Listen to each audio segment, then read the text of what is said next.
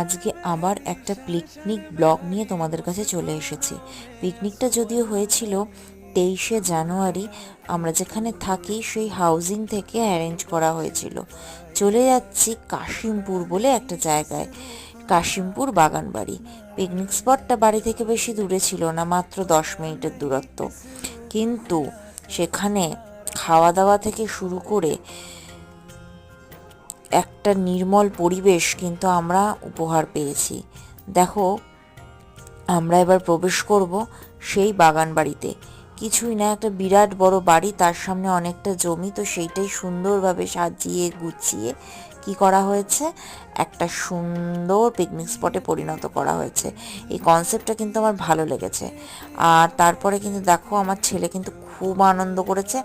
আমি বিশেষ আনন্দ করার সুযোগ পাইনি, ওকে কোলে নিয়েই সারাদিন কেটে গেছিলো। ছোট্ট মানুষ তো, কি করা।